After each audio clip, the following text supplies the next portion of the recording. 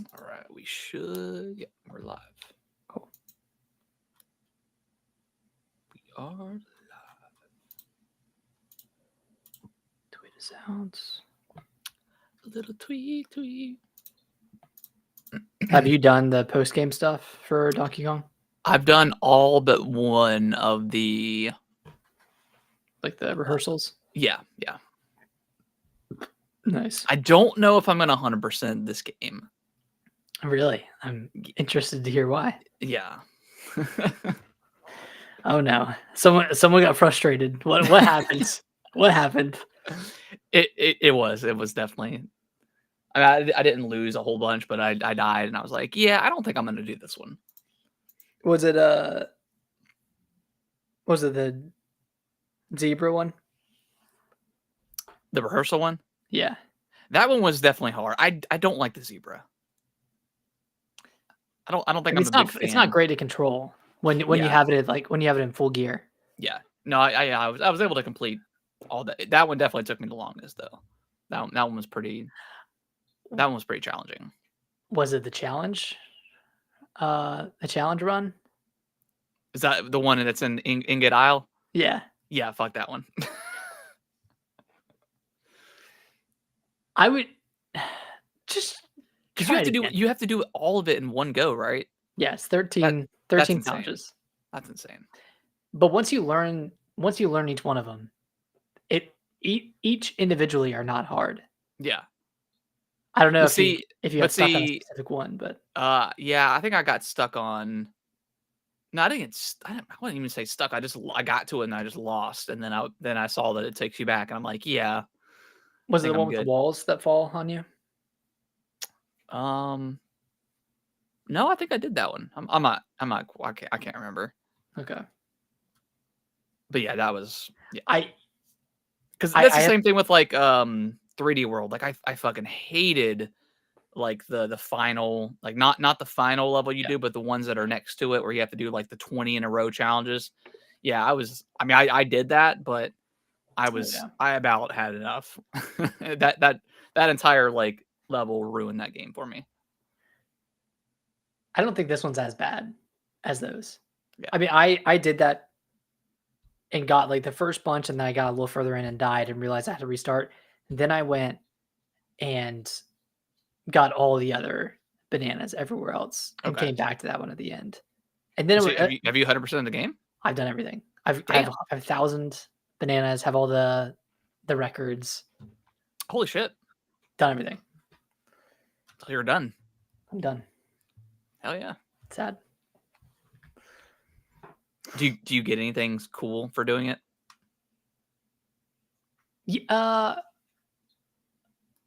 No, not even for 100%ing it, but you get something cool for something you do on Ingot Isle. Okay. It's just yeah, I'll probably just I'll probably just do the end game story stuff, and then I'll probably I don't know. I don't know if I have any desire to. I just don't want to ruin this game for me for sitting here trying to. I hate Nintendo when they do these types of challenges.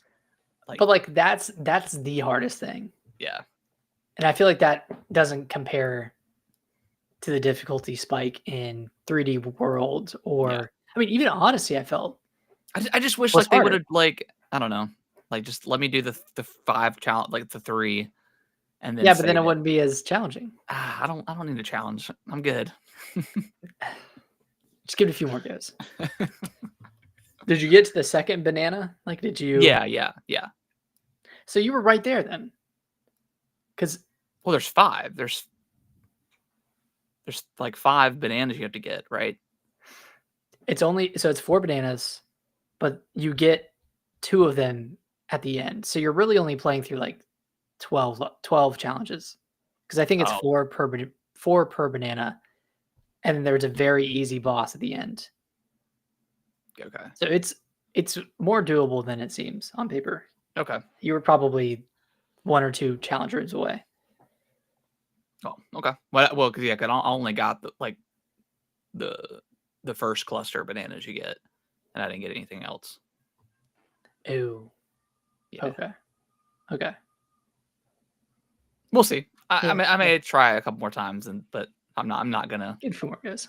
Yeah, I'll give it a shot, but I'm not gonna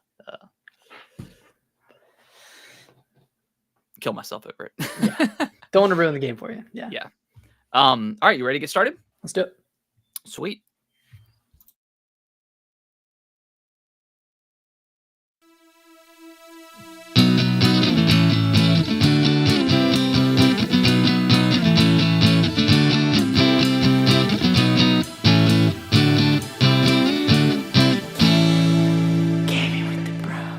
What's going on, everybody? Welcome back to another episode of Gaming with the Bros Cast, episode 274. My name is Harrison. I'm joined by my brother Nick, as always. Nick, how you doing, buddy?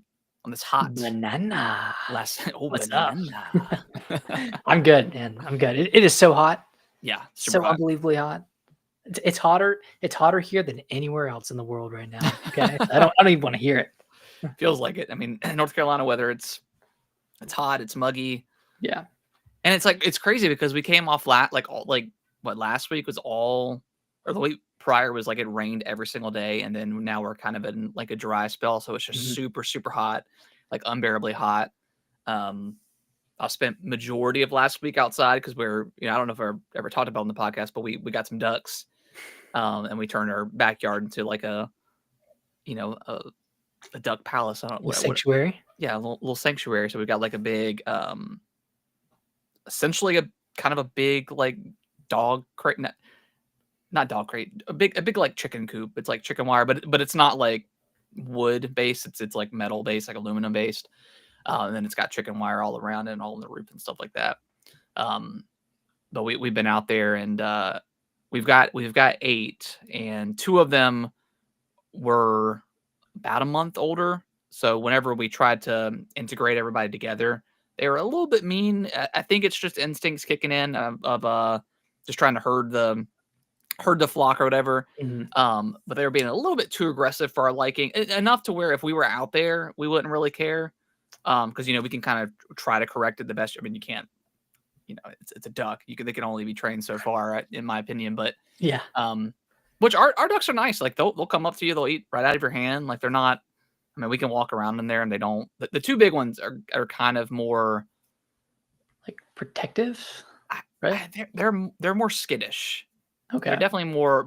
And we don't know why. I mean, we got them when they were. I guess the only reason, like we bought them at a Tractor Supply, so they were already hatched for like a couple days. The other ones we got delivered, so we had to go pick them up at USPS. So we were essentially one of the first humans, that they ever saw. Versus Tractor Supply, you have kids and hundreds of people going in and out, and they probably got a little bit skittish there.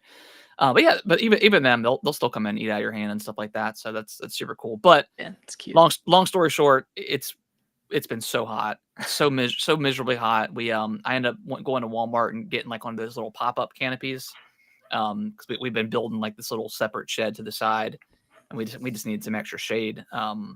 And then we have 2 kiddie pools in the coop that we fill up every day with water for the ducks so they can swim and kind of like sit. And then we ended up getting a box fan because the flies get pretty bad in there. So we got a couple of fly traps, and then we got a box fan because if you keep circulating air, it keeps the flies away. Yeah. So that's helped out tremendously.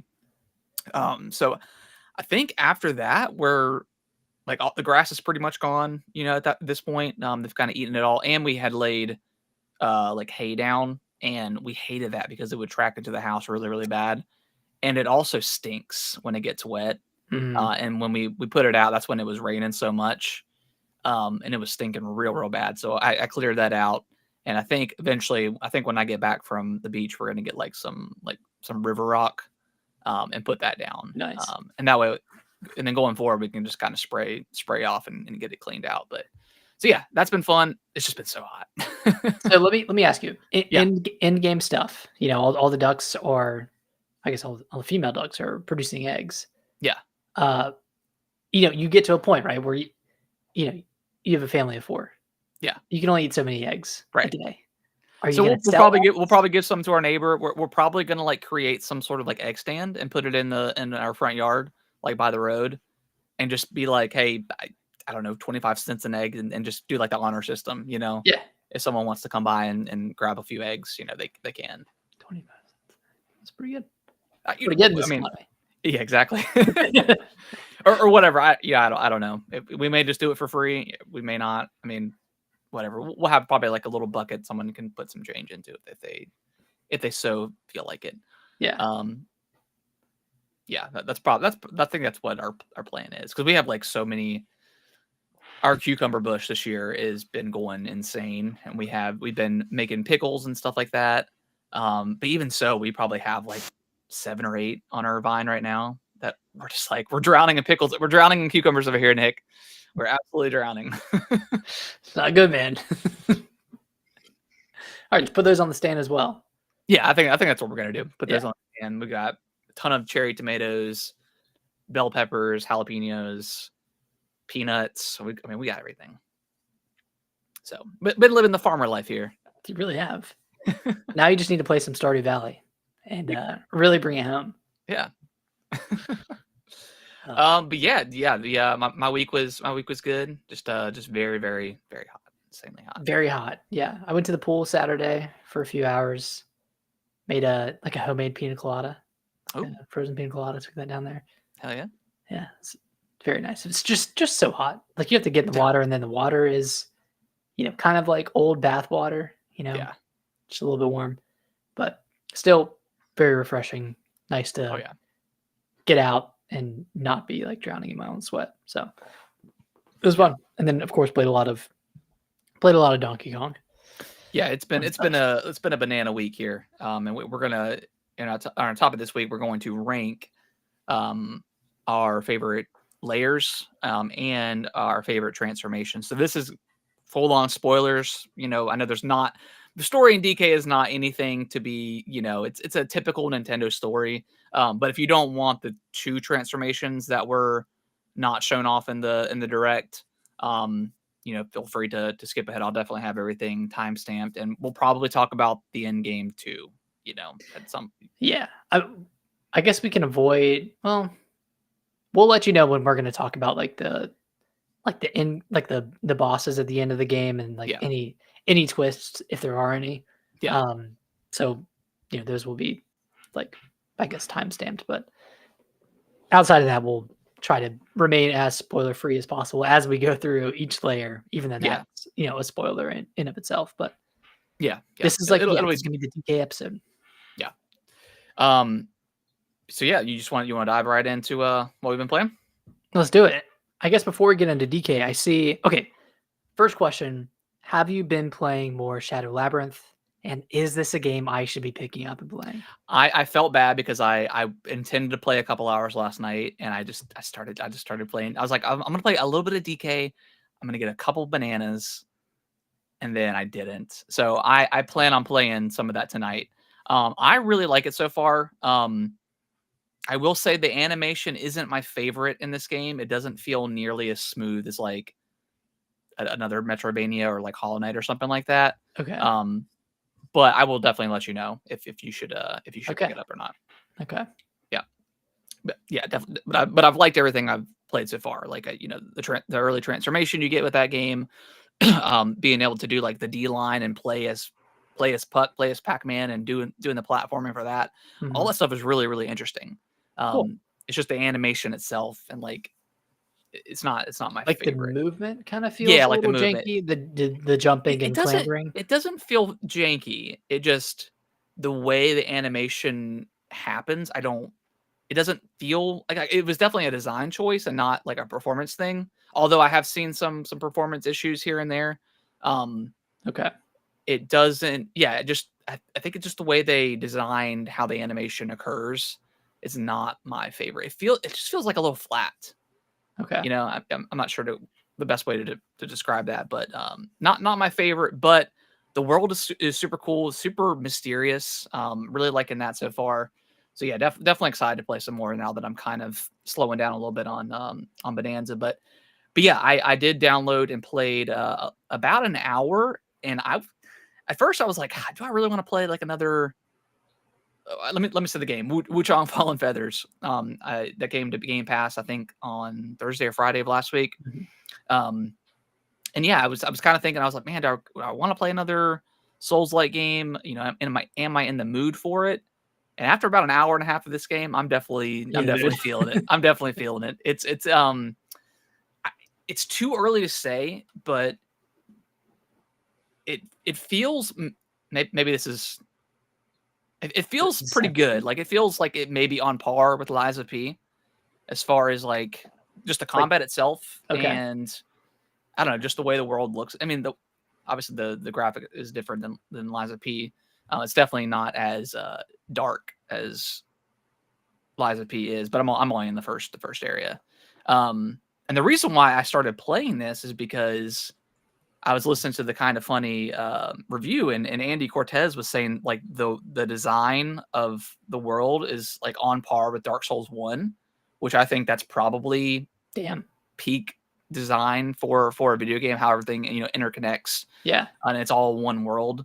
So that got me very excited. So that's why I ended up trying it. But yeah, the combat is interesting so far. I've picked up 2 weapons. You start out with like kind of a long sword, and you hold it two-handed.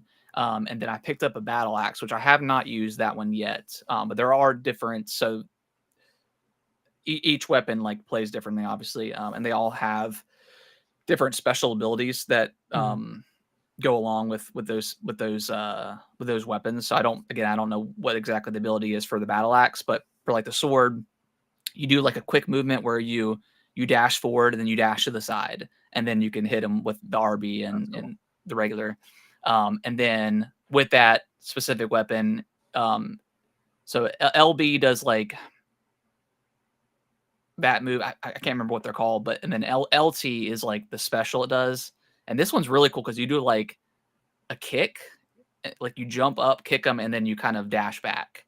That's like cool. You flip back. So it's like very in and out, kind of similar to the Bloodhound Fang, but it's more of a kick attack than it is actually swinging the sword. So yeah, so far the movement is pretty darn fluid, very fast. And then you also get, I don't know how deep the magic system goes, but you do end up finding this item that you do like essentially just like a magic, like a normal magic attack you would do in like Elden Ring or Dark Souls. Yeah. But the way, so there are flowers in this game where you can pick up magic, because at this point in time, I think I can only hold 2, and I don't remember the names of any of this stuff. It's all like it's very vague and dark. Like it's so hard to remember any of like the actual systems, like what they're actually called. Flasks and the bonfires. Yeah, and you have that as well in there, of course. And the bonfires that you can rest and heal up, and you can teleport immediately to each bonfire or each whatever. Yeah. So there's like flowers and stuff that you pick up that you get like the magic that you can do, and then also the there is a block, but you unlock it. So I haven't unlocked that yet. There's like a skill tree that kind of paths off into different directions. And I've unlocked a couple of things, but there is a like a dodge mechanic where if you dodge perfectly, you get points, and then you can use that like for a special attack, and then also with the magic. So it's pretty interesting. It's not so unique that it's like super far apart from or set aside from like a traditional Souls like, but it's interesting.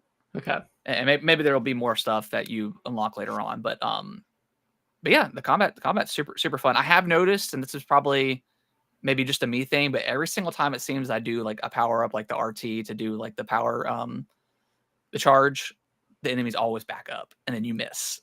Like that's super annoying. Yeah. It's probably only gonna get worse. Yeah, exactly. But yeah, there's I believe there's a parry mechanic in there, but I haven't seen that yet. There's a stagger mechanic. Nice. For every enemy that I've seen so far, that if I'm able to hit them with the charge attack, it knocks them on the ground, and then you can just kind of go over there and just immediately start attacking them. the enemies chase you like crazy in this game. It's traditional, Souls-like. I did one boss fight. It was fun. It's cool. It's a cool game. Was it hard? Was the boss fight hard? I didn't die. Okay. There's one boss fight that you do, and I think you're supposed to die because that triggers like the first death, and then it explains like how that mechanic works. But so far, like the actual story itself is pretty interesting. You wake up, you don't get to create your character. You're just the female protagonist, and you wake up and you have like these feathers coming out of your arm, and apparently there's this disease going around called the feathering, where all of your limbs turn into, they get the feathers on there, and then you end up losing your mind, and then you end up becoming like essentially like a zombie. Like you start to crave human flesh. Okay. So yeah, it's pretty interesting. World building so far is pretty cool. Nice. Okay, I'll have to check this out. This is on Game Pass, right? Yeah, it's on Game Pass. Yep. And the way they kind of explain, there are some enemies that have been impacted by the feathering, but then there's also regular enemies too. And they say, hey, you've got those feathers on your arm, you're going to get attacked by essentially regular people. So you have to kill them. Cool. So, okay, yeah, sounds like some pretty good world building. Yeah, and I guess like for whatever reason you lose your memory, but you don't lose your mind. So like there's something interesting going on with the protagonist and why. So I imagine there's probably gonna be some more abilities and stuff like that you unlock with that. So yeah, I would say I'm always going to recommend a good Souls-like game. And it's been a while. Yeah, and I really wanted to play the Lies of P DLC, but I didn't want to drop like $70-$80 on Lies of P since I've already finished it. Right. And if it comes to Switch 2, I might pick it up there. Yeah, I would love to get like a complete edition. Yeah. And just replay it. Yeah. So yeah, maybe that's what I'll lean towards rather than having to buy it, because it was on Game Pass and then they removed it. Maybe they'll add it back at some point, but yeah, whatever. Can't be mad about it. But yeah, highly recommend Wuchang. Again, I'm only like an hour and a half in, so I haven't played much or seen much, but from what I've played, I think this game has the potential to be real special. I know it's scored like in like the low 80s. I think it's in the 70s now. It's in the 70s now. So maybe there's some major performance issues going on later in the game. But they also did have a couple of patches since the game came out. So maybe they fixed whatever those issues are. But yeah, seems like it's going to be a pretty cool game. Nice. I guess let's dive over into DK before we dive into the tier list. But so Nick, you have finished it. You have 100%ed it. 100%ed, 1,000 bananas, all the records, all the fossils, all the clothing, like everything I've done, every piece of content in this game. Absolutely love it. I do think it's a 10 out of 10. Yeah. Don't know if it's sitting above Odyssey for me. Okay. I still think Odyssey just has that special sauce to it, and I think it's within the level design. Like those levels are so iconic at this point. Yeah. Like the Cascade Kingdom, the Sand Kingdom, the beach level. Like that one has so many like really, really memorable levels. And it's because of the level design and how good those feel to play.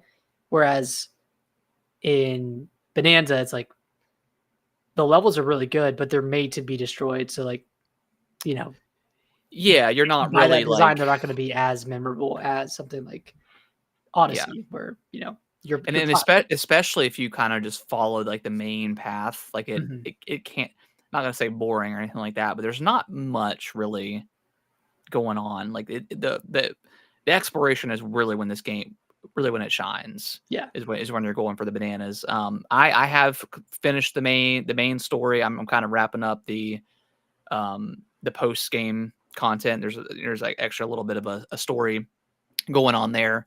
Yeah, I really, really enjoyed this game. I did get to the point where I think about the 4th or 5th layer. I think when I got to the 6th layer, I stopped 100%ing it. I was like, I really just need to play through and get all these transformations first, and then I can go back, because there's some transformations that make exploring a hell of a lot more fun.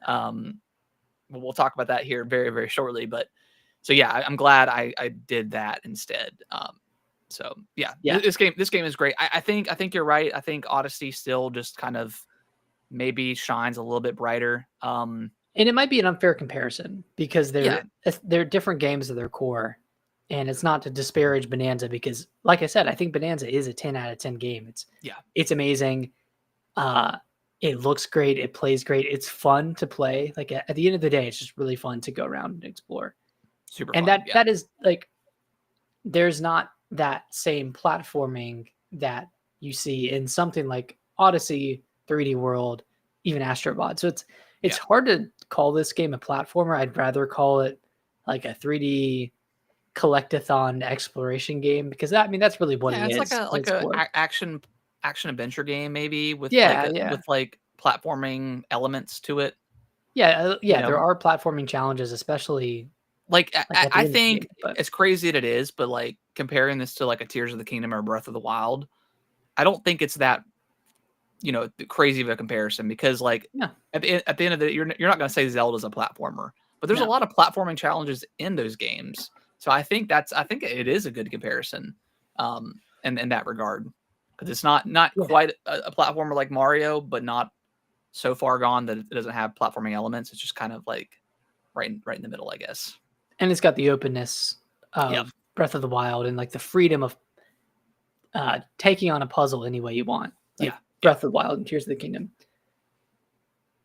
It's amazing. I mean, this is the game that I wanted at the launch of the Switch 2, and granted, only had to wait a month and a half to get it. Yeah, but this is a system seller. This is a reason to pick up the Switch 2. I think a lot of people are getting the Switch 2 specifically for Bonanza. Oh yeah. So it sounds like it's doing exactly what Nintendo wanted it to do. It makes sense to launch the Switch 2 with Mario Kart because that has done so well.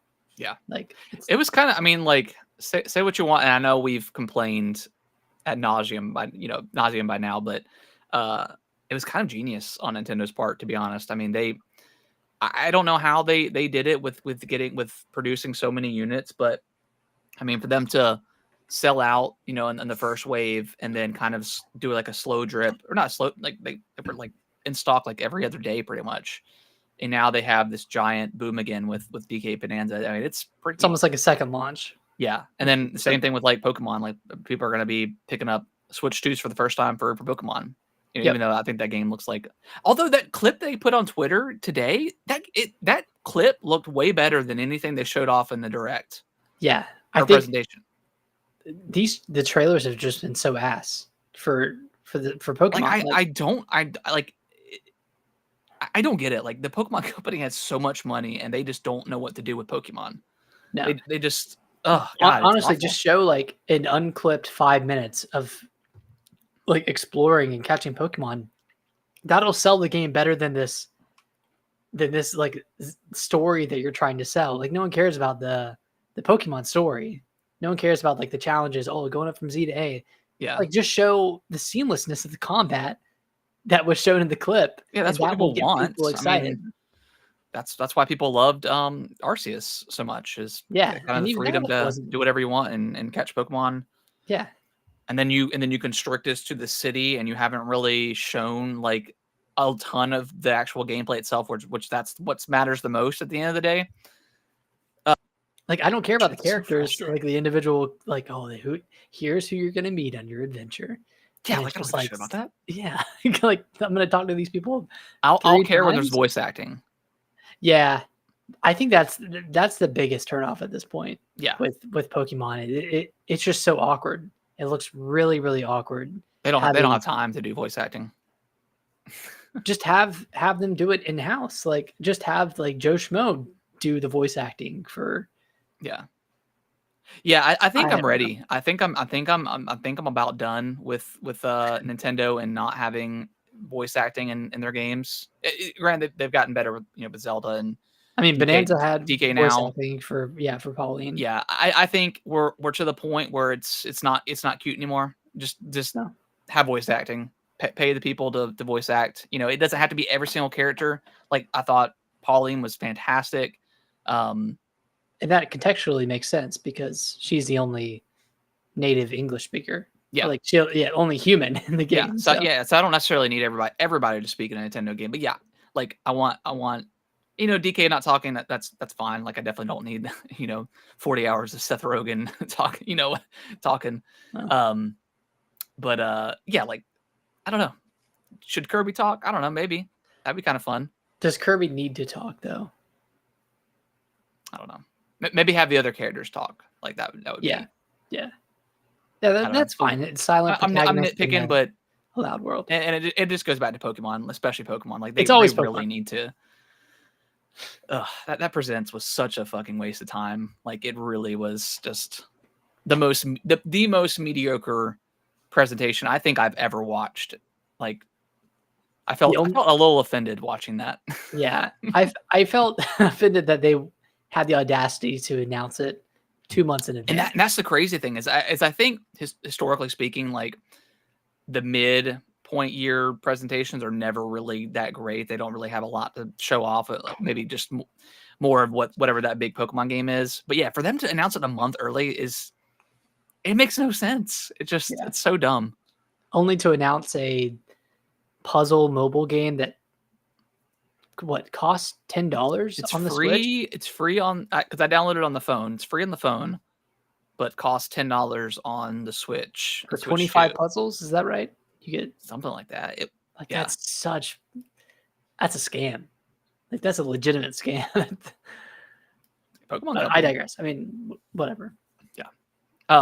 Anyways, Donkey Kong Bananza. Yeah. Donkey Kong is it's a special game. It's right up there. It's going to be, I don't, Expedition 33. In another world where that game didn't come out this year, I think DK would truly have a shot for me. Right now, I think Expedition 33 is still just up there. Yeah, but this right now is a very close second. I think so. Like I pretty much have my top 3 locked in right now, but I feel like Expedition 33 is still number 1 in my heart. That one just hit. It literally hit on all fronts. Yeah, gameplay, story. I mean, God, music. Music unbelievable especially. Music. Yeah, incredible. Well, any final thoughts on DK before we jump into the tier list? No, I mean, actually, just real quick on the, I guess, spoilers, but there is a post game for Bananza, and this, in my opinion, this post game is a bit more fleshed out story wise compared to like Mario Odyssey, which was just the dark side and then the darker side. Yeah, but those didn't really have any like story. No, it was just kind of like just extra levels. Extra challenge levels. Yeah, this one actually ties into the story pretty well and has a cool little sequence. When do you want to talk about that before? I mean, you haven't finished it, so. No, I finished the game. Oh, I haven't finished the post game. Do you want to talk about the end of the game? Yeah, we can. Actually, yes, because there was something that I thought would happen and didn't, and I was a little disappointed. So okay, so all right, so full spoilers for the end of the game. Yada, full spoilers. So at the end of the game, when you go to the planet core, you obviously fight King K. Rool. That's a really cool. That was that. I wish I had more nostalgia for DK because I'm sure that moment hit a lot harder for a lot more people that played those games back in the day. Yeah. But it was still really cool because I was like, Void Kong is a cool character. Like I like this design. I actually like those villains. I like those 3. They are way better than the bunnies, the rabbits from Mario. Those were so much better. Yeah, those were genuine trash. These are actually like cool, and they all have kind of like the broodlings. Yeah, the broodlings, something like that. Yeah, these are just way cooler villains, and then they all have kind of like their redemption arc, except for I don't know. Well, I haven't played their whole thing was like, I'm not paid enough for this. I'm not. Yeah, I wasn't paid to defend it this much. I was like, you can have the key. It's fine. Just take it. But yeah, fighting. Yeah, doing that final fight, which performance-wise was not great. No. Whenever like he does like this, like the Like attack the where like the the giant ring, pillars that are coming. Yeah. that was horrible. It was like in maybe like Maybe single tens. digits. Yeah, it was 10 single digits. very Yeah, it bad. got pretty It was low. yeah, it was bad. But yeah, that whole fight was cool. But then yeah, when King K. Rool shows up, that was pretty awesome. Yeah, that was really cool. And then Did you see it coming? King K. Rool. Mm-hmm. I was spoiled on it, so I saw it coming. Okay. Yeah. I mean, I Which had really I had care, a feeling because like you were fighting like the golden Kremlings, you know, like the skeletons and stuff. So I was like, this is too close to Kremlings for this not to be for King K. Rool not to be in here somewhere. Yeah. But yeah, I thought it was a very, very cool reveal, and like the game just didn't want to end, man. I felt like it just kept going. No. Yeah, because you beat him the first time, and then you grant your wish, right, or whatever, and you go up to the planet core, and then while you're going up, you're fighting him again. That was a cool fight. Yeah. And then you get up there, and you're in New Donk City, right? Or is it New Donk, or is it like the equivalent, New Donk City? I assumed it was New Donk. Okay. I thought was really, really cool. Okay, that's what I thought. I thought it was the actual. Is your thing that you thought you wish would happen was Mario showing up? No, I don't wish Mario would have showed up, but I do wish that after you finish the game, you could explore New Donk City. Oh, I thought that would have been really. I was like so hyped up for that happening, and then the end game is, or the post game, whatever, is you going back to Ingot Isle, which is the area that you started in, which is cool. And like, there's a lot of new bananas to collect, and there's like the challenge stuff that you can do. But in the back of my mind, I was like, damn, that would have been awesome to be able to go back to New Donk City and just tear it up as Donkey Kong. That would have been cool. But or I get why they didn't. But yeah, because you can't tear down the buildings. You know, that's murder. What if they just took the Mario level from like Odyssey, and then you just played around in that with your abilities? Like that would have been kind of cool. Like with the full destruction? Maybe not with the full destruction. They're probably not going to allow that like in like that city, but like being able to like fly around and stuff like that could have been, even if you couldn't do much, like story wise, like it wouldn't make sense for bananas to be everywhere, but although like who cares, like, but would have been a cool spectacle. Yeah, that would have been. I didn't think about that because once you got up to it, I was like, oh shit, we're in New Donk City. This is awesome. Yeah. I never really expected Mario to show up. I just didn't think that was really needed because I don't know. I'm a little bit in the fatigue of everything having to connect to every single thing, and I definitely blame that on Marvel movies. Like nothing can ever just be a standalone thing anymore. It always has to connect to this movie or this TV show or set up the sequel. Like nothing. Universe. Nothing can just be a singular thing anymore. So I'm glad Mario wasn't in this one.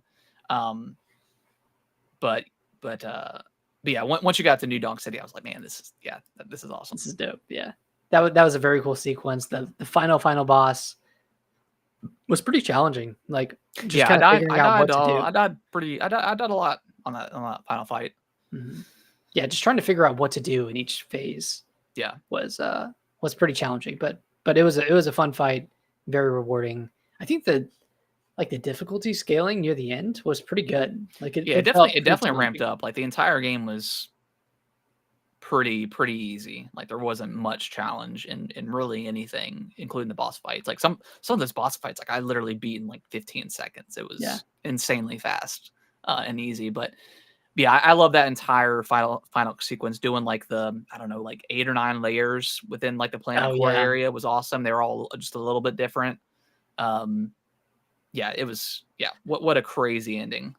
And the things that this game does with different types of terrain is just really cool, especially in like the post game challenges. Like, there's a lot of different types of terrain, and like things like sand only working on the the green goo, and then you have like the rainbow terrain that brings you up in the air, makes you fly. Yeah, makes you fly. Like, there's a lot of really cool design choices, like in the the forbidden layer when you're in the hexagonal area and you throw a chunk, So and cool. it creates a bridge like that. That is so awesome.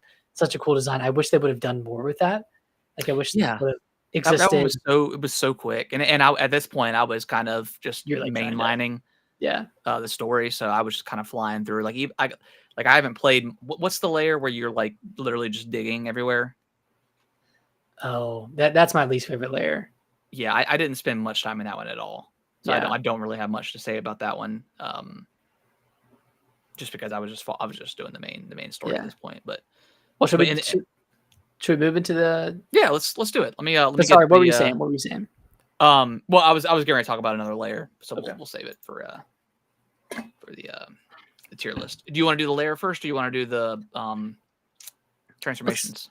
Let's do the layer. Let's do layers. Cool. All right, let me share my screen real quick.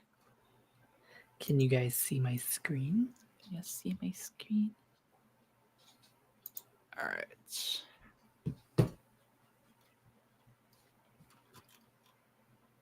All right, I don't know if I can get rid of this. Can I get rid of this? This monstrous ad. Yeah. All right, so there are, let's see, 1, 2, 3, 4, 5, 6, 7, 8, 9, 10, 11, 12, 13, 14, 15, 16, 17 different layers. Perfect. They don't have the names on here, but I'm sure. I think they're in, I had the names up on my phone, and I think these are in order. So okay. Yeah, it looks like they are in order, so that's good. Okay, cool. All right, well let's start with we'll just start from the first one and move on up. So Ingot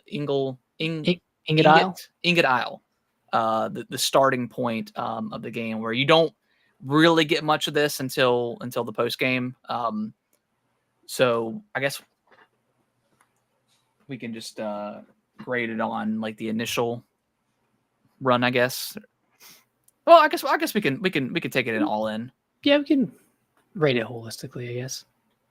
How do you feel about this one? This one like wasn't my favorite. Yeah, even going back to it was cool because you just never got to actually explore. But there's not a lot going on here. I'm thinking C for this one. This is kind of. Yeah, I agree. I keep comparing this in my head to not Cascade Kingdom, but what was it Cap Kingdom? Like the first kingdom in Mario Odyssey. I like this one better than that one. Yeah.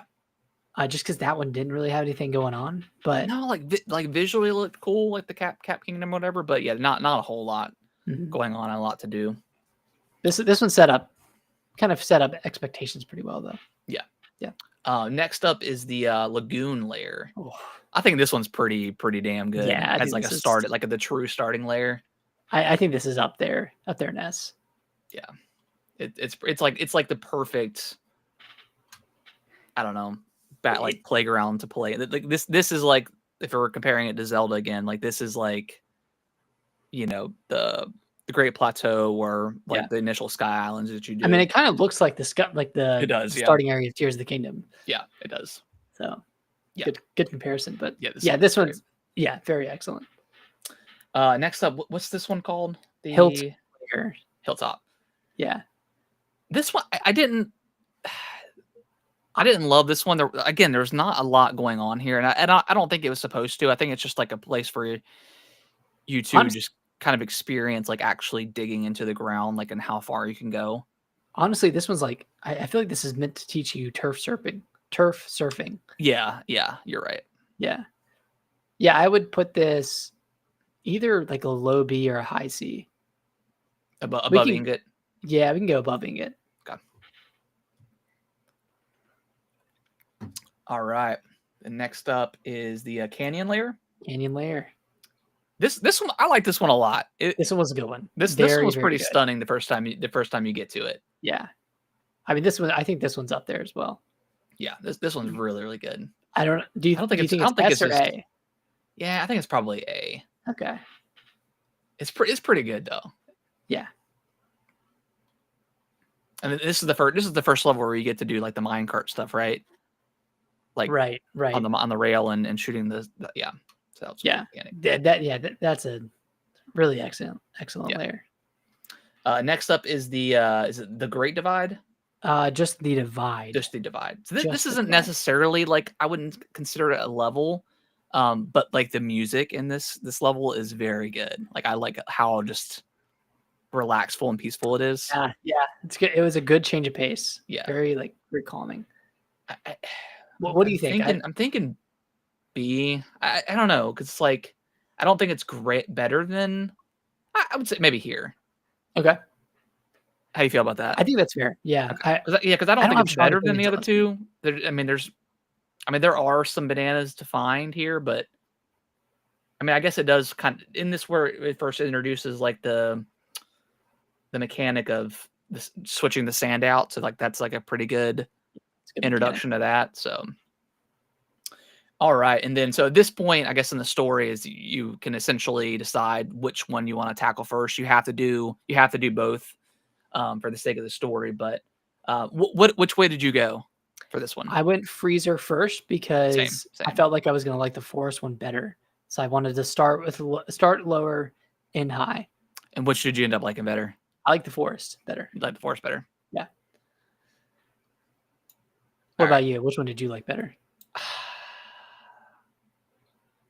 I don't know. They're both kind of shitty and they're both in their own ways. Like I hate like frozen mechanics. Like just running on ice always never doesn't suck.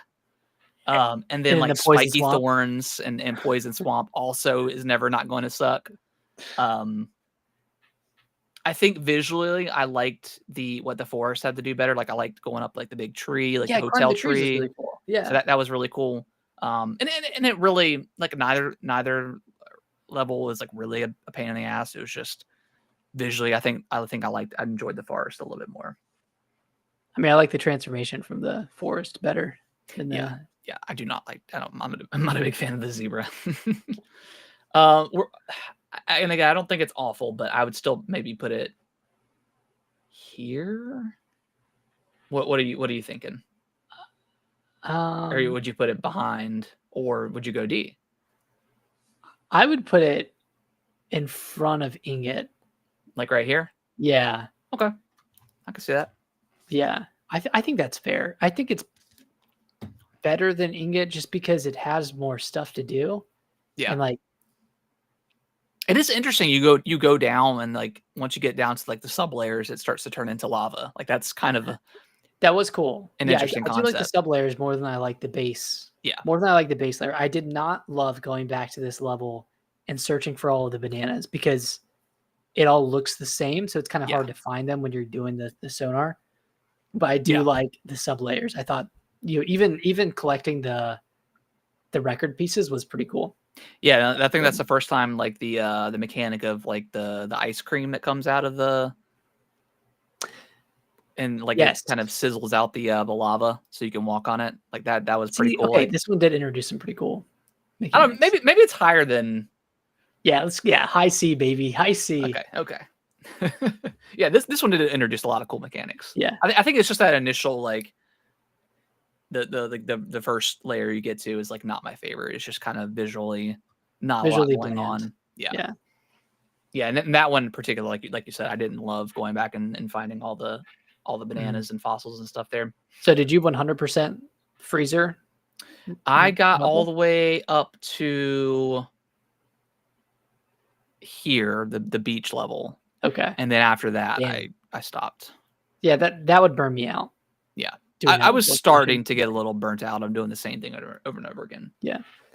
Okay, so we're gonna do the forest level. So this one, I think it's. You think it's like a B? I think it's a B. I think this is a very solid B.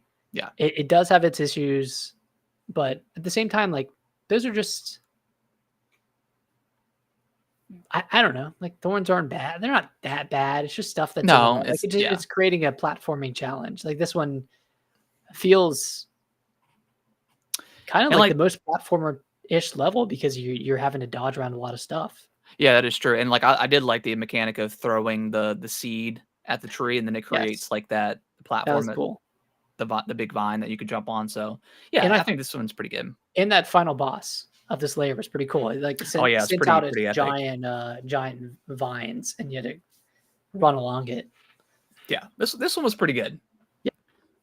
All right, what's the next one? The junction. This is where both the freezer layer and the forest layer meet, and you get on one singular path again. Okay, so similar to like the Divide in terms of like Yeah, level design. Definitely, a few bananas that you can find here. I think this is where you fight Void Kong for the first time at the end of this. and you tank the frame rate in this fight. I don't know if you had that happen. Yeah, I absolutely did. We should almost rank it low just because of that frame rate. Yeah, it was pretty bad.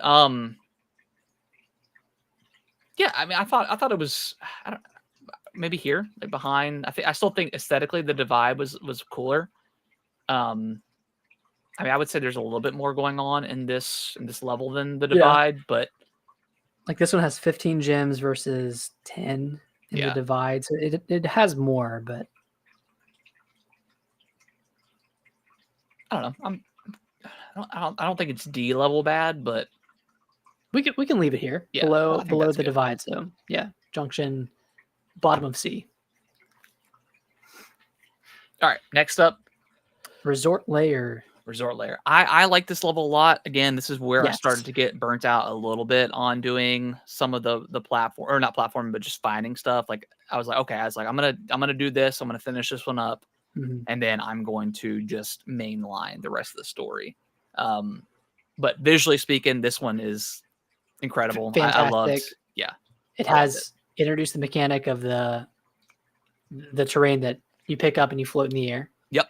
Which was super cool. So this one had some like really good verticality to it. I think this is either an A or an S. I'll let you decide, but it's pretty good, man. I think I still like Lagoon Layer better, but yeah, this one's pretty up there. And this one isn't even like a fully fleshed out level because it doesn't have any sub levels to it. Yeah, no sub levels. Does it have fossils in this one? It has like the base fossils, but it doesn't have. Like, the rare special, the rare ones. Yeah. This one was pretty good. Like this was definitely like a little bit refreshing in terms of just how much stuff was there to get. Like I did enjoy some of the layers a little bit more, depending on how much there was actually defined and how manageable it was at the time. So yeah, this one, I think that one is good at S. It was pretty. It was a really great break after, like doing the freezer and the forest and the junction. Those were big level. Like the freezer and forest were big levels, and then having this one as a good buffer. Yeah, absolutely. All right, next up is what's the name of this one, Nick? Tempest Layer. Tempest. I didn't love this one. I didn't either. Okay. I didn't like the lava rain. I never felt like I had a good grasp on that. I know you could just hold up a chunk above your head, but I always forgot to do that. Yeah, I did the same thing. Yeah, I think this is kind of a D tier level, to be honest. One of the best transformations in the game. Yes. So I guess it was in terms of like it being rewarding. It's a cool level in that regard, but everything else, like it just kind of, it kind of sucked until you got the transformation, where the other levels were fun. And then when you got the transformation, it just made the level even more fun. Yeah. This one sucked until you got the transformation. And I liked the sub layers. Like there's the part at the end where you're kind of like hopping between islands. Yeah. And like doing like challenges there where it had the lightning. So yeah, this cool. Level just loved, like it loved threats from above. That was like this level. Yeah. Definitely our least favorite so far. Yeah. All right, next up is which one's Landfill Layer. Landfill. So this is the one where you're pretty much just going down. Underground. This one, I didn't do much in this one, because again at this point I was just strictly doing the mainline stuff. So there's a couple of bananas here and there, but I mean I was just following the little creature the entire time. So I don't really have much to say either way. You've 100% of this particular level, so I will take your judgment for it, on where you want to put it. I just don't have much to say about this one.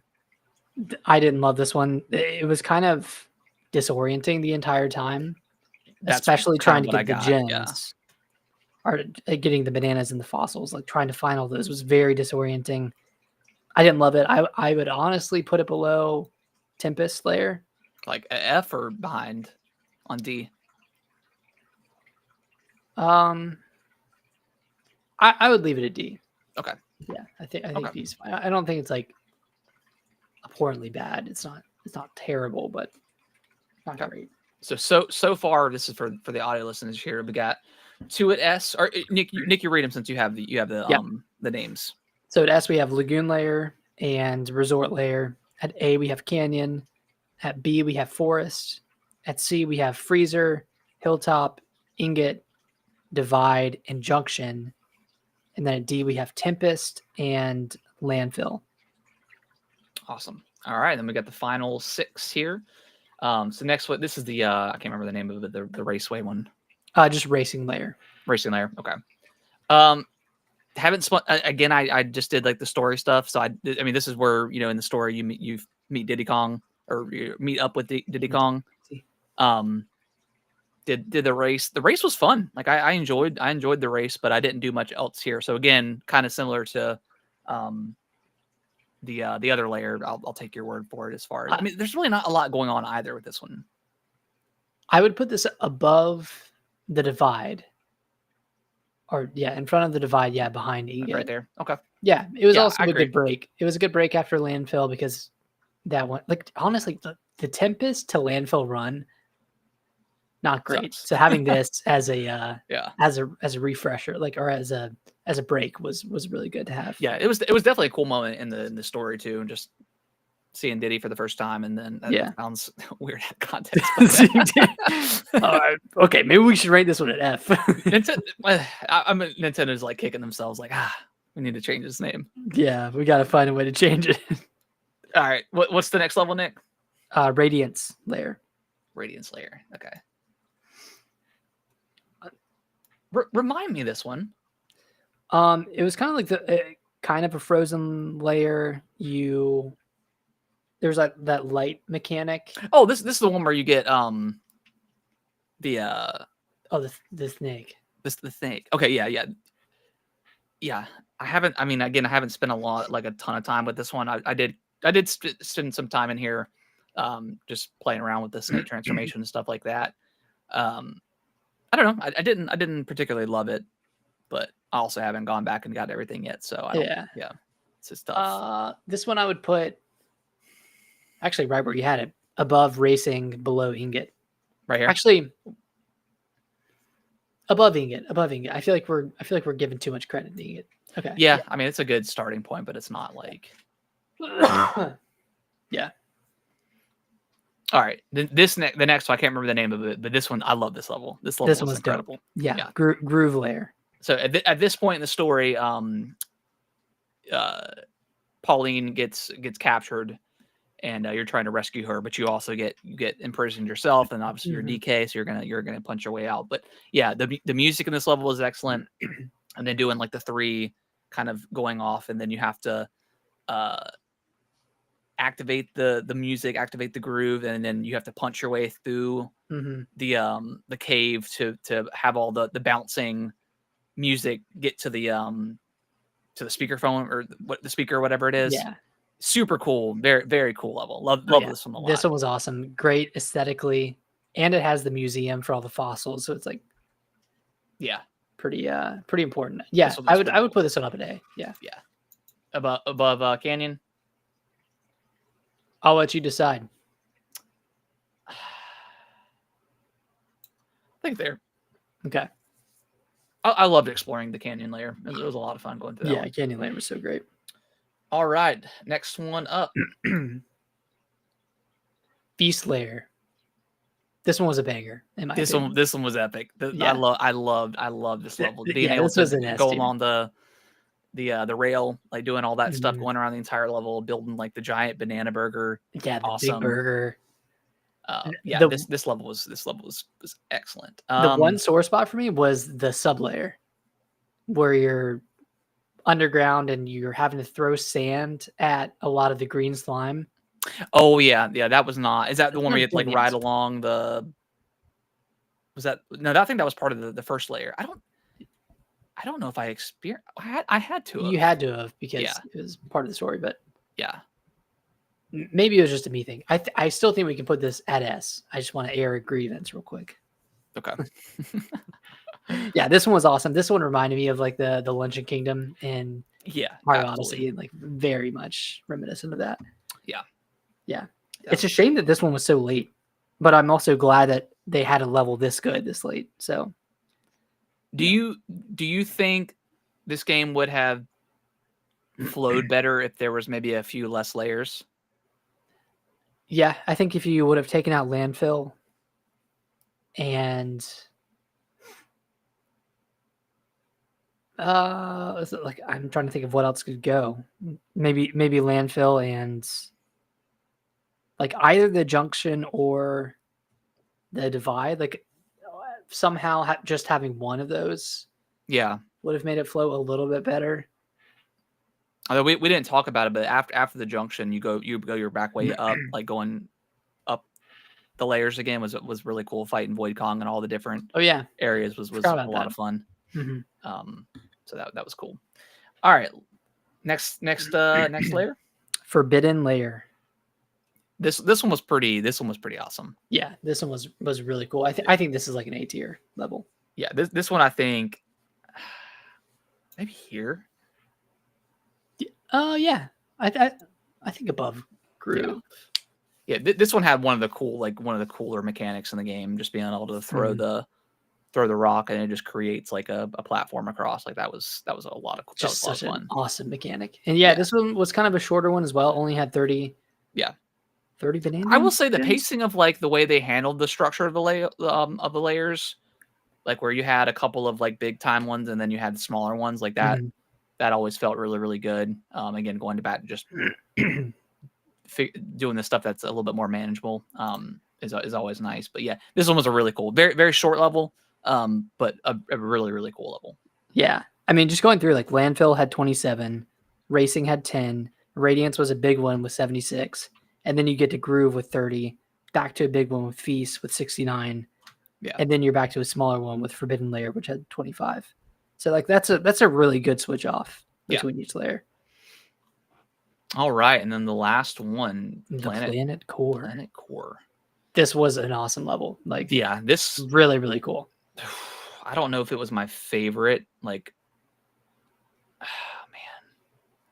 man, it was pretty. Is it an S tier level? I mean, it's a whole bunch of different like sub layers that kind of flow in together with a cart, but they're all like pretty different and unique, I think. Yeah. And it was like a lot of fun going through. I could put it high A. High A, like maybe here. Do we like it better than Canyon though? I don't know if I did or not. Canyon was pretty awesome. Is Canyon S tier? I think Canyon's S tier. That feels a lot better. Yeah. Do we like Canyon more than Feast?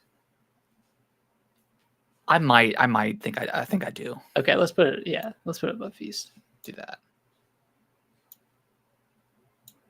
Oops. Okay. Okay, that feels better. That looks better. Okay. And actually, can we Hilltop? I think that one might be B.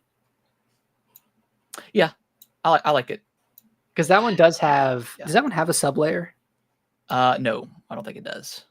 It does not. Okay. Yeah, it's just that one. This one was a lot of fun. Like it was a lot of fun, and it introduced like the 2D levels. I think this was the first one that had it. Yep. Yeah, I had a lot of fun with this one. Okay, I like that. Okay, this feels good. Yeah, I definitely think Landfill definitely deserves the. Landfill is the worst by far. Lagoon's pretty damn good, man. It's a great introduction level. Yeah, I feel pretty good.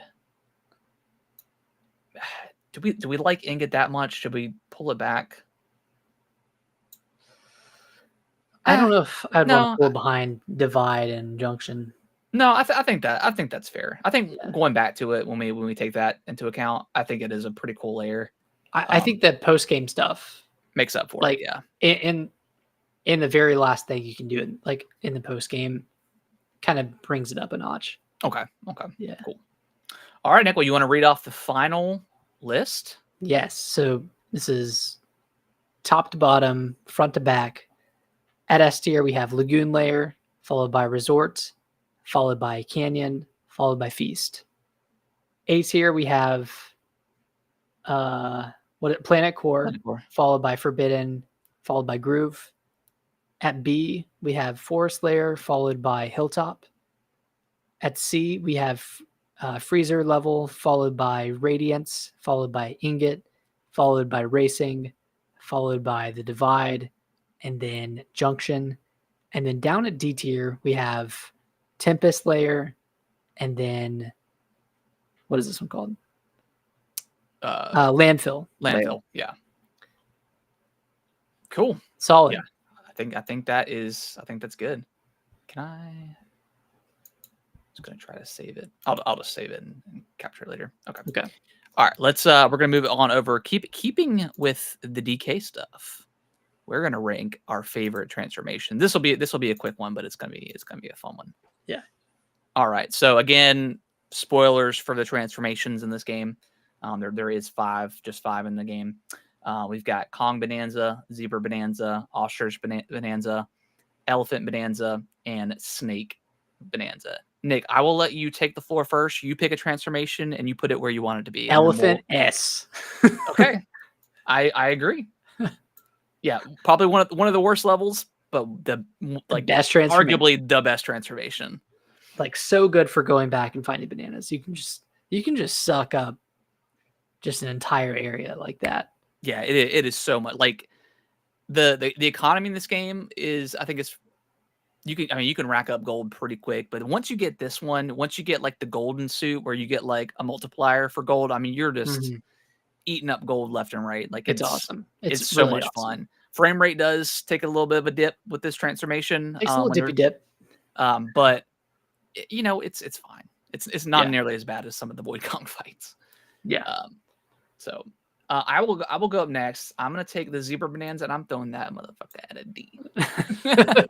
I hated this transformation, and I think I hated it so much doing the post game stuff. I did not enjoy those challenges. I just thought like, what was it about it? Like, was it how it handled? I think how it was handled. Like obviously, like the whole point of this transformation is to go fast, and at some point I feel like you just go too fast in these levels. Yeah. I mean, I agree. I think it's the worst. And like also, I don't think outside of initially getting it and having to use it for story stuff, I never used this transformation once until the rehearsals. Yeah, the rehearsal stuff. It doesn't have any. Yeah, it doesn't have any real use. Yeah, because I feel like I never really. I mean, you never really need to go fast in this game because you're just kind of punching your way through everything. Yeah. And I think just going fast, like it's too hard to stop, and you're constantly falling off stuff. Like I just did not like this transformation. Nick, you pick a transformation. Let's see. Ostrich Bananza. I'll put that one at A. I think that's A? I think it's kind of underrated when you first get it. Yeah. And then it becomes really useful later on in the game, especially when you combine it with the snake. Oh my gosh, yeah. Boost up in the air and then you can glide pretty far. So I think it's a good one. I think I don't know if you agree that it should be at A. We can have that. No, I definitely agree. I think it's super useful when it comes to just trying to collect and kind of fly through the levels and stuff like that. And like you said, pairing it up with the Snake Bananza, pretty awesome. Especially and the fact like this game just lets you change Bananzas on the fly. Like there's no, it doesn't hurt you at all. You don't have to. It doesn't reset or anything. No cooldown. It just lets you do it. Pretty awesome. Pretty smart on Nintendo's part. I'm gonna go Kong Bananza and throw it at S tier behind Elephant. Oh yeah. I mean this one's not. I mean it's probably the most boring transformation as far as like what you can do.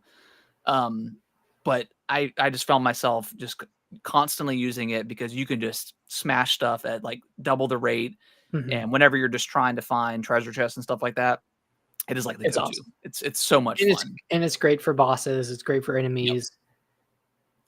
Yeah, this one, it's a good one. It's instant classic.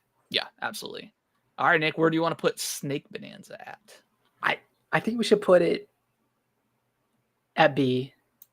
I think I agree. It has really great utility, but moving around with this thing sucks. I was so disappointed that you couldn't slither. I mean, I know. I mean, it makes sense, but like, I mean, they could have made it slither Doesn't and you make still have sense, the though. arms, you Yeah. know? Like that's very Nintendo of them to make it like a springy style transformation. But yeah, Right. if it could have slithered, like that would have been like Just make imagine it like move like a king cobra. could Like, have slithered like up poles and stuff. Like could have been so cool. yeah. But the jumping portion of it is really useful. It has a lot of utility. And Get being those able to slow down time. I always Yeah, forgot about that. I did too. Because I was doing I finished up the rehearsals last night for the Snake one, and there was some I was like, man, like I'm doing something wrong, and I was like, oh my god, I'm completely missing out on the it's like main mechanic, and that's Yeah. slowing down time. So and you can also like again, there's no cooldown. Like you can just constantly kind of spam that. I know. It's So so cool. good. It's kind of broken, but I I don't love know. it. Maybe I don't know. Maybe it should be A. Yeah. No, I think B I is think good. B because it doesn't move very. Yeah, Doesn't move the well. moving Yeah. sucks. Yeah. Do you agree with Zebra, by the way, for D? I know I was kind of Yeah, joking, that's but fine. also I mean, like I don't love I it. didn't use it. This is hyperbole. I didn't use it once Yeah. outside of having to use it in specific challenges. I think I did use it one other time whenever I was in Resort Layer and I was running on the water. I think that's the only other time I ever used it. Yeah. Other than that, I But outside of that, never yeah. Other than that the those time I 10 used it a bunch times in that level. Yeah, it wasn't great. So we'll so here we go. So I'm hitting from the top. We got S tier, Elephant Bonanza. Right behind it is Kong Bonanza, and then A, Ostrich Bonanza, B, Snake, and then D, the lowest, is Zebra. Like that's pretty solid. Let's go. All right. Hopefully everyone enjoyed our ranking. We're gonna dive over in into the news. Nick, do you mind if we take like a couple minute break? Yeah, it's fun. Cool. I'll be right back.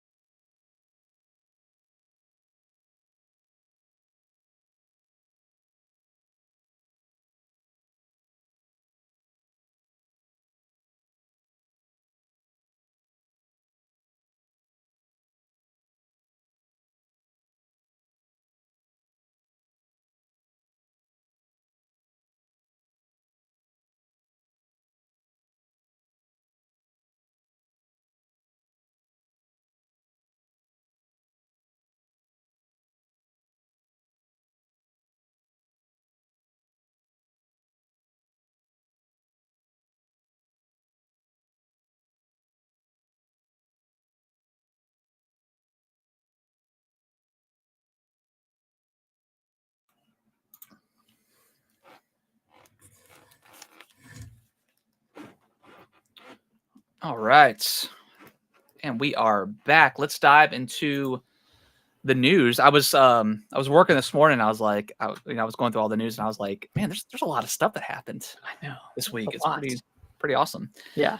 I guess before we dive, I mean, I put topic of the week as well, Nintendo Direct predictions, because everyone's kind of corroborated. Everyone's still saying we're getting something. It makes sense because we need some details on some stuff that's been announced, like Metro Prime.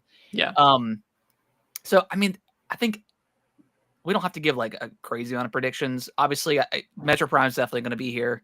We'll definitely get a release date for that. I don't know if 2 and 3 are going to come. If they shadow drop, I have no idea. I think we'll get. I don't know if they'll get shadow drop, but I think they will be there. You think they'll be there? Yeah, I hope so, man. It makes sense. It just wouldn't make sense for them to do 1 and then skip over 2 and 3 and then put out 4. Exactly. You know, I don't expect Hollow Knight to be here at all. I think that's going to be at Gamescom, and I think at Gamescom we're finally going to get a release date for Hollow Knight. Fucking hope so. Yeah. Yeah. We'll see. Probably not. Probably not. Any out there predictions that you would, or games that you want to see here? I mean, I would love to see like a Chrono Trigger remake. Ooh, yes, that would be. I've never played the original, so I would love to play it. Obviously, would love to see that Fire Emblem 4 remake here. Yeah, I'd love to see that, as well as Path of Radiance coming to GameCube. I really want to play through that for the first time. I think Coliseum is rumored to be shadow dropped here, right? Pokemon Coliseum. Sure. I would have thought that would have gotten shadow dropped at the Pokemon Presents, but they don't really care about like anything on the Switch. At those. Yeah, you really only care about like all their mobile apps. And it's free too, so and Pokemon hates free. So they hate free, yeah. Which is why we'll never get Red and Blue and Yellow or anything else on unfortunately none of those games. Which sucks. Yeah. So yeah, maybe we'll get, because they were already announced, so like maybe we'll get that shadow dropped. I don't know, maybe Twilight Princess like shows up here, like when that could be on the GameCube. Okay. Yeah. That could be pretty cool. I mean, they don't have to shadow drop that, but they can have a release date for it, or they'll just announce it on Nintendo app or something like that. I don't really have anything crazy. You know, I think we'll get a Mario 40th Direct. Maybe they announce that here, that hey, you know, in September we're going to have a Direct or something like that for Mario's 40th or somewhere around that time. So I don't think we'll get anything Mario. Maybe we'll get a tease of like the next 3D Mario. That would be kind of crazy. But also they may want to save that for the 40th Direct, assuming they're going to do one. I think that if anything, there could be a, hey, in the meantime, Galaxy 2 is coming out. That would be pretty sick. Yeah. I would love to play that game. I've heard so many good things about it. Yeah, I mean, I heard it's like outside of Odyssey, like this is a lot of people's favorite Mario game. Yeah. And it's kind of one of those underrated ones because I don't think it sold super well. I don't think so, right? I mean, because it was like one of the last games for the Wii, right? Yeah. And like people just weren't buying games on the Wii at this point. And they never did. I mean, there were some games that sold really well. Bad. It was pretty terrible. Yeah. I mean, okay, so it sold 7.4 million copies. Okay, so it's not terrible. I was thinking way less than that. I was thinking like 2 million. Okay, Galaxy 1 sold 12 million, so it was a decrease, but which most sequels do have a decrease. So okay, maybe not so bad. I guess when we're thinking about Odyssey and that selling 30 million, like that's, you know, big difference. But yeah, anything big that you can think of, like, you know, I don't think we see Star Fox, you know, here. No, I mean, we're getting ready to have the DLC for Kirby, so I don't think we see anything Kirby. Smash, I think if that's coming, it's probably next year. I don't know if they're going to do a tease of that. It's rumored that it's going to be a lot like mainly third-party stuff. Yeah, that's going to get announced. Animal Crossing is rumored to end the show. Yeah, that makes sense. Which I'm not like. I mean, I'll probably pick up Animal Crossing, but you know, what was it? What's the one on Switch? New Horizons. I didn't love that game. At the end of the day, I enjoyed it for a while, but it just never quite clicked with me. I mean, I loved it until you did. I loved it for the time period because it was kind of an escape. Yeah. But outside of like those circumstances, I don't know if I would have loved it as much. But it was fun. I don't think I like the economy in that game. Like terraforming costs so much money to mess around with that I feel like for me it was almost like untouchable. Got to pay that debt. Yeah, Gotta pay that debt, bro. I know they had like the turnip economy, but it only happened on Sundays at like 8 o'clock in the morning. Like it was so dumb. Like why? Dude, that was kind of fun. Like having all that. I'm not getting up at 8 o'clock on a Sunday. I saw those turnips, bro.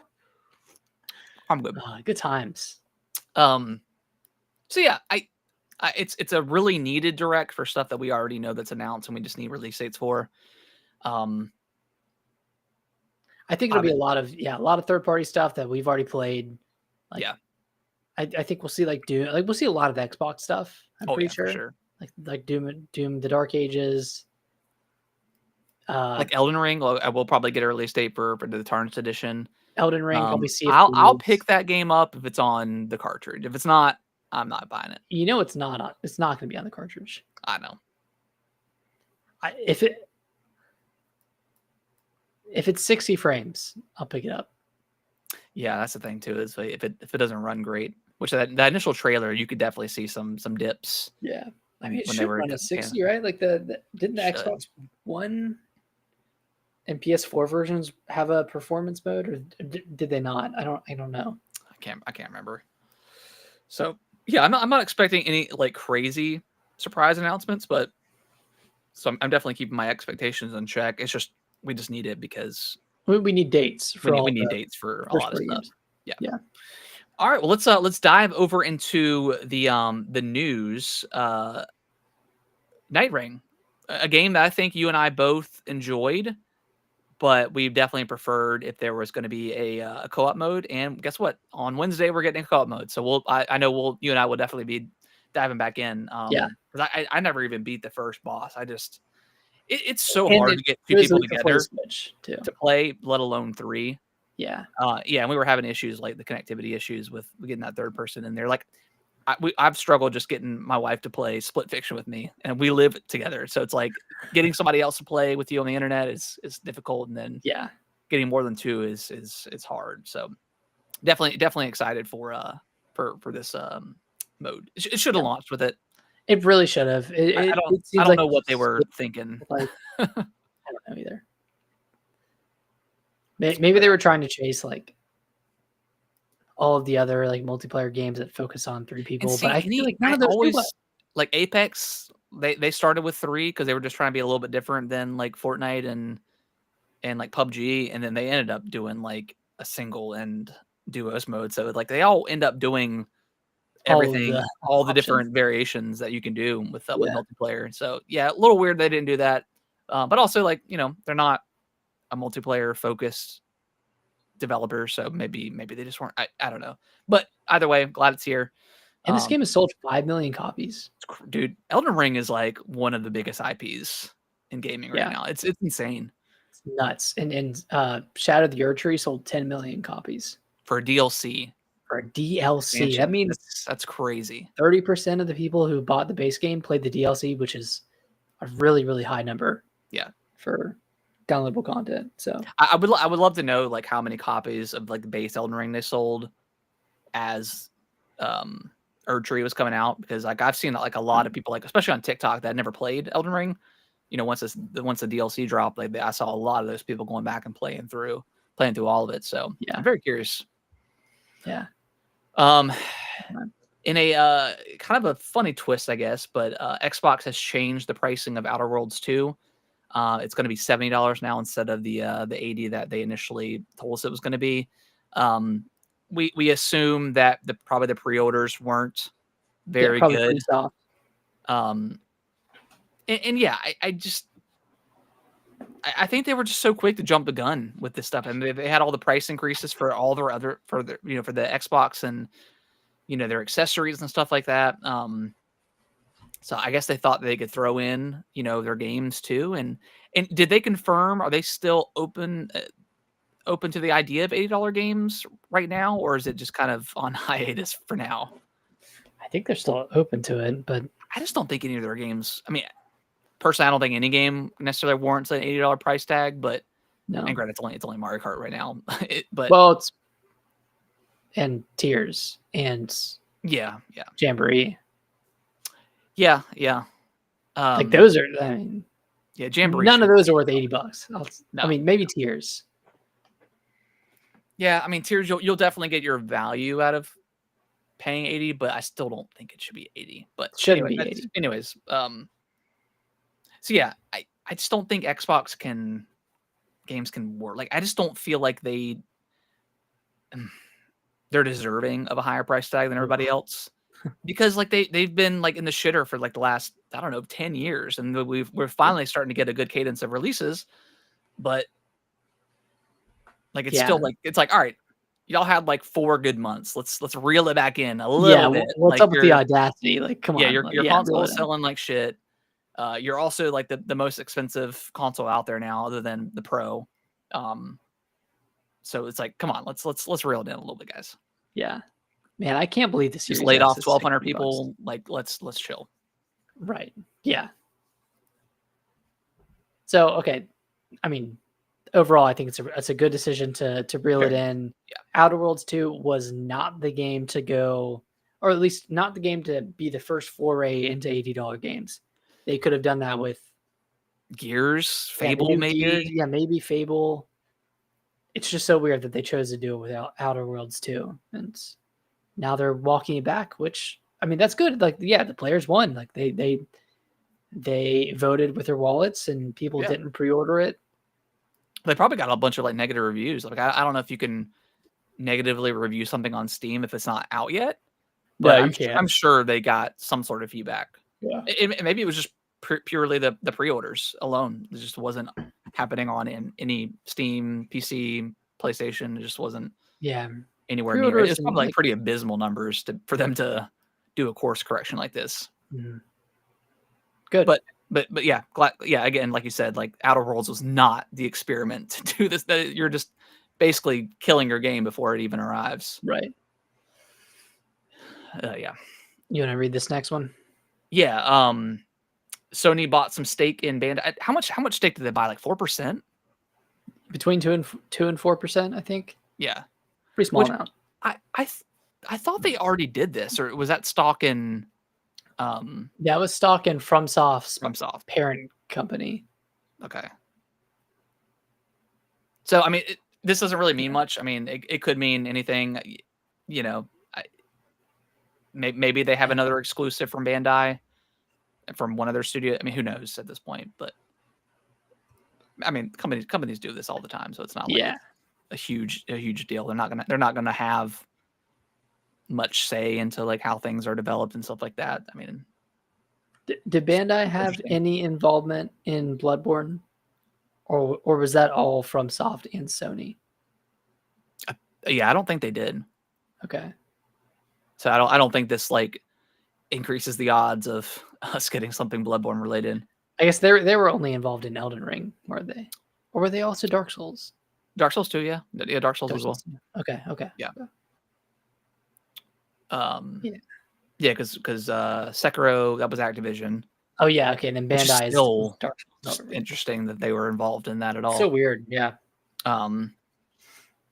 Which is Sekiro? Is that the lowest performing like FromSoft game? No, that one did really well. Did it? I mean, I know it did well, but like in terms of like comparison to Sekiro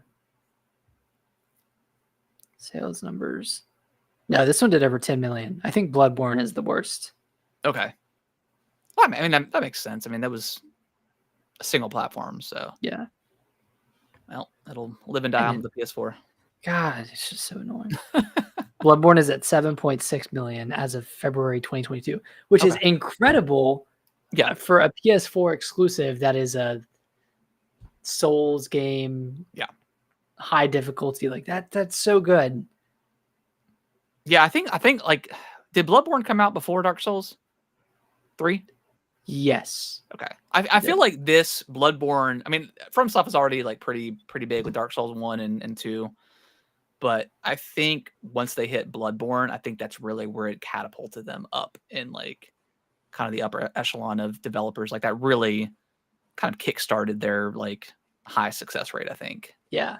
That run. Yeah, and then jump into Dark Souls 3, which sold incredibly well, to Sekiro, to like, oh my God, just what a unbelievable run. And then to Armored Core 6, and then into Erdtree, into Night Rain. Like they just been on a fucking generational run. Yeah. for multiple generations now. Seriously, it's crazy their output. And honestly, of games. I know people hate on Dark Souls 2. I replayed that last year. It is incredible and it holds up. Yeah, it's I mean, I didn't finish my run that I did, but I was enjoying it. Yeah, but that's when I was doing like the original Dark Souls and beat that for the first time. Oh man, Dark Souls 1 is just like peak level design. It's incredible, like how good that design is, man. We need a Switch 2 version of Dark Souls 1. Yeah, that would be cool. Yeah. I didn't watch the trailer. To be honest, for Battlefield 6, I heard it's kind of like mixed. Like they're introducing like the battle royale, which I just don't give a shit about. It looks like any other Battlefield trailer. There's a lot of destruction. That's kind of the seems right, like they were the ones that they're trying to push for 100 million players. Which who the fuck are you to ask for that? Like that's in Fortnite why don't doesn't you even do those numbers. Like what are we talking about? Why don't you shoot for 10 million? Like what are we talking? Like I guess total players, 100. Maybe total unique players throughout the lifespan. Is still, like insane. But yeah, maybe. I mean, shooting for like 10 million active players a month would be really good, I think, for Battlefield. Is this free to play? Okay. So, to put it into perspective, as of 2025, Fortnite has approximately, and there could be duplicates, but 650 million registered players. And again, that could be people registering on like Switch and Xbox if they have different accounts or something like that. But so I'm sure it's not 650 unique people or players, but that's a lot. That's a lot of unique. So then maybe 100 million is feasible, but like Battlefield has been so low on like the totem pole as far as shooters go.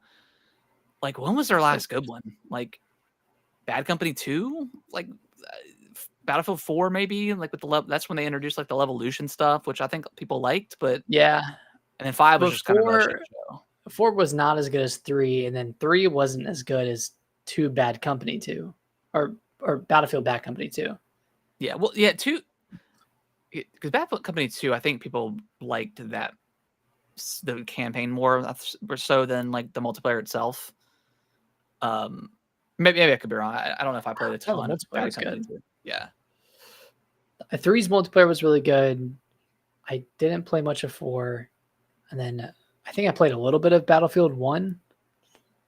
Yeah, I don't think I ever played that one. Yeah, I honestly I don't like the way the gameplay. Like I don't like the movement in that game. It feels a little clunky. Yeah, a little stiff, a little clunky. Second rate to Call of Duty. It always has, in my opinion. Yeah, I would say like I love Bad Company 2 from a story perspective. Have you ever played the story of Bad Company 2? I don't think so. Pretty damn. It's like a ragtag like group of nice. Bad Company. It's really really really good. I think Battlefield 2 is really where I put a lot of time into on the Xbox 360. Like a Bridge Too Far level was just so incredibly fun. Yeah, I love that a lot. It was completely different than like Modern Warfare 4 at the time, obviously, with kind of the open world, or not open world, but like open level, open zone with vehicles and stuff, especially too. Like that's where it was really different from Call of Duty. But yeah, the gameplay just was never as like the shooting was never as good or even close, I would say, to Call of Duty. Yeah. So I'm not excited about this. I don't care about battle royales. At this point, like I enjoy when I play Fortnite, but I don't need a new one. You know what I mean? Like it's so saturated at this point. Yeah, it's and I'm sure it'll be fine. You know, if Halo ever comes out with a battle royale, like I'm sure I'll play it and try it. Enjoy it. But I don't know, this extraction shooters, like it's just too much at this point. When does this come out? Do we have a release date? It's this year, isn't it? I think so. Yeah, I think it might be this year. Okay. So I don't know. We'll see. Yeah. Are they doing a proper campaign for this, or is it just multiplayer? I'm not sure. Sorry, I'm not super familiar. Yeah. Well, while you're looking that up, Okay, it does have a campaign. It does have a campaign. Okay, yeah. okay, so that's more exciting then. Okay. Next up, we had the Pokemon presentation last week, and we'll move on from there. Honestly, though, I'm just gonna end up being super negative. We'll just move on. There wasn't anything revealed. We got a little bit more look at ZA, and I went from being kind of mid on ZA to now I don't even really want to play it because that presentation was so bad. and it was also dragged down. It made me less excited about a game. That is horrendous work on Nintendo or on Pokemon. Yeah, just bad stuff. Yeah. In better news, Metro Prime 4 got rated in South Korea. Typically, when a game gets rated, that usually means it's coming out in the very near future. Like the next Not 6 always months. the case, yeah, because Hollow Knight got rated in some country like a few months ago, and obviously we haven't heard or seen anything about Hollow Knight, so it's not always the case. Usually, when a game is feature complete and like they know the story and the characters and stuff like that, that's how they get the rating. Know the content. They know they know what it would be rated based on the content. Yeah, exactly. Yeah, so they're not going to be adding anything new. Essentially, they're just going to be essentially just kind of polishing and get it ready for launch. So, I mean, God, we're in July, so I mean, there's only so much time left, or really August. So there's only so much time left in the year for them to announce and then to release. I don't think it's going to be a Shadow Drop game. No. I think it's going to have a proper marketing cycle for this game. Probably not a big one, but it's going to have at least a month in advance. So, do you think there's a chance this game? I'm sitting here talking about Hollow Knight. I know we're talking. Sorry, back to Metro Prime 4. Oh, yes, okay. I thought you were talking about Prime 4. Yeah, no. Yeah, Prime 4 will also not be Shadow Drop. It'll have okay. Yeah, I was talking about Hollow Knight's not going to be Shadow Dropped. Oh yeah. It's going to have a proper. At this point, I don't think Hollow Knight's going to be Shadow Dropped. Yeah, Prime 4 definitely not. Mm-hmm. Do you think there's a chance that Prime 4 could slip into 2026 based off of the fact that we're in July and don't have a release date? No, I think it'll come out this year.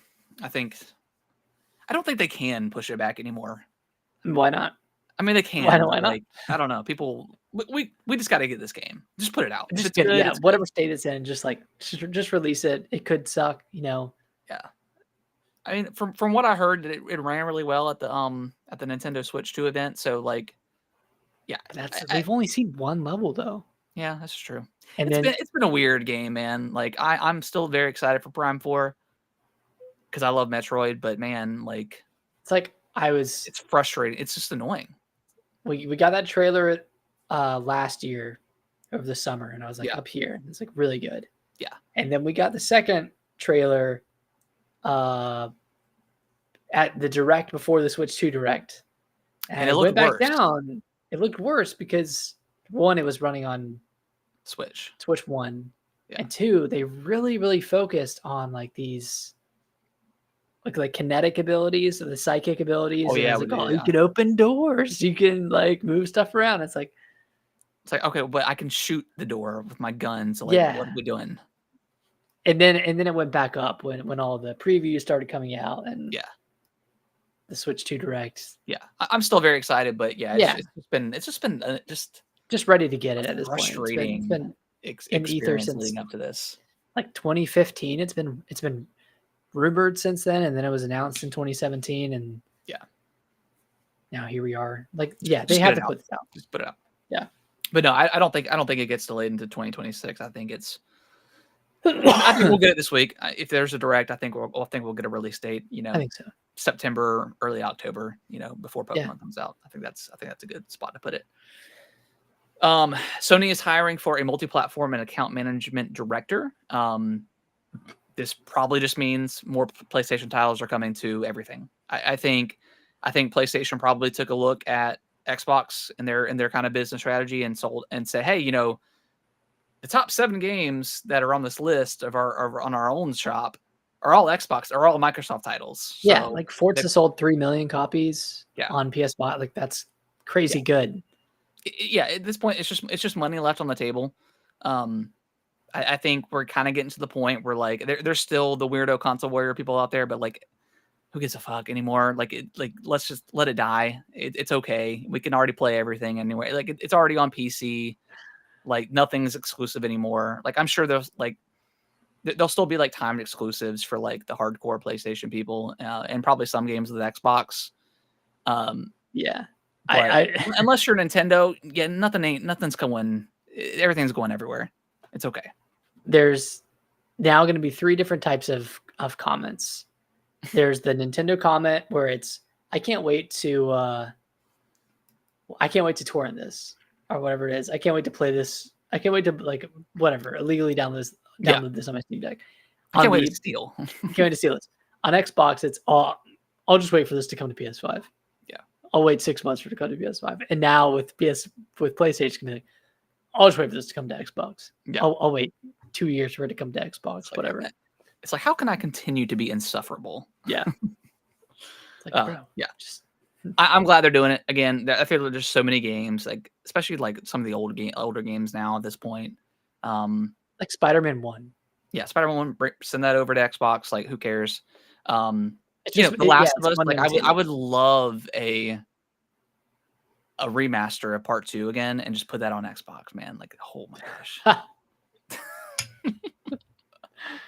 They could go so hard with the Last of Us franchise. They could start. They could start. Why they're doing it? Because they can sell Last of Us Part 2 again for the 40th fucking time, and then boom. You know what they're gonna do?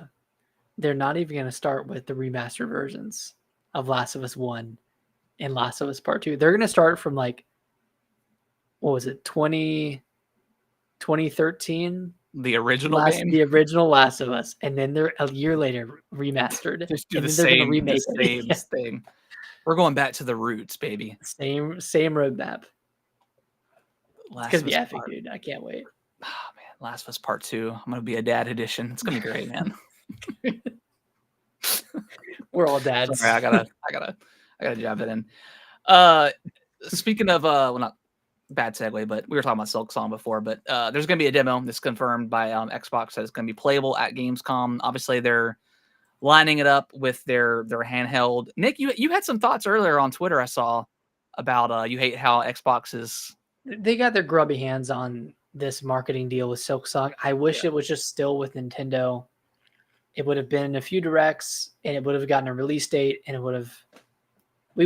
feel like we would have had a release date by now. But now that Silksong is tied to their stupid Xbox handheld, they probably can't announce a release date, because then it would vicariously give a release date for their handheld. Yeah. So now it's all muddy. It's all muddy. Yeah, it's been very annoying. And like, I don't think if Team Cherry partnered up with Nintendo, like, the game's still not going to be out. Obviously, like, I think it still just needs to be polished. I mean, it's 3 people, for God's sake. But Nintendo's not going to say, "Hey, this game's coming out within 12 months." They just don't do that, right? Unless they have a confirmed release date. They don't make empty promises like Xbox does. Xbox has been horrible for Silksong. They just have created this. They just false hype. I don't know. Like, they can't go a single presentation without making this sweeping declaration for all the games in a showcase. Every game will be out within 1 year. Every game is play anywhere day 1 on Game Pass. Like, just 4 games are going to PlayStation. Nothing else. We promise. Yeah, only 4 games later. Indiana Jones, baby, coming to PlayStation. Yeah. Yeah, they're a mess. Yeah. No, I agree with you. I agree. Just a mess. It's been annoying. Nick, you want to read the last one? I think you put this one on here. Yeah. So Xbox has, and I think this was from a LinkedIn post, but they have 2 unannounced cross-platform games coming in 2026. A lot of people are thinking one of them is the Halo remake, like the Combat Evolved remake that's been heavily rumored. The other one, not really sure what that could be, because we have Gears coming out this year. We have Gears E-Day, which has already been announced. Now, I mean, that could be coming cross-platform, but that one's an already announced title. So people are speculating on what this could be. Could it be a Forza Horizon 6? Maybe. Yeah, maybe. When did Forza Horizon? Was that 2022? 21. 2021. Okay, so it'll be 5 years. Yeah, maybe. Yeah, it would have been 5 years. Yeah, 5 years at that point. Yeah, I could see Horizons. I mean, I don't think they make that exclusive. I mean, obviously Horizons is on PS5 now. Yeah. So yeah, I mean, I could see that. I mean, I don't know, man. Xbox just has so many games announced right now that they need to release the games they have. Yeah, they're getting to the point where it's like, okay, you've got so much stuff. You've canceled a couple already. You know, Fable is still like, I'm still concerned about Fable. I think I did see a rumor that thing got delayed out of 2026 too, but that was just a rumor. But I did see some speculation about that. So hopefully that's not the case. I want to see more of that game. But yeah, Xbox has got too much on their plate, I think, at the moment. Maybe they shouldn't have spent $70 billion on an acquisition and focused on their catalog of games that they currently had. Yeah, but that's always got to grow. I would be very curious, like where Activision would be if they didn't get purchased, though. Black Ops 6 probably wouldn't as. I don't know. I don't want to say it wouldn't have been as good, but it might not have had a campaign. Yeah, see, that's the thing. That could have gotten cut. Yeah, you never know, but yeah, we'll never know, but it's interesting to think about. Yeah, might not have gotten Tony Hawk 3+4. Yeah, okay, they closed down. What was the other studio? Vicarious? Was it? Yeah, it was Vicarious that did 1 and 2. Yeah, I mean, we probably wouldn't have gotten the new Tony Hawk stuff, so that's definitely a bummer. Mm-hmm. All right, guys. Well, I think that is going to wrap up the show. We appreciate everyone watching, listening. Hopefully, you guys enjoyed our tier list of Donkey Kong. Well, I'll probably be playing a little bit more just to kind of finish some stuff up here and there. Maybe depends if I can, if I have the nerve to the mental fortitude. To push through that one particular challenge. But yeah, we move on to whatever else is next. Hopefully, we get a direct this week, like we said. Dragon Drive coming up next. Maybe we get a direct for Dragon Drive. Yeah.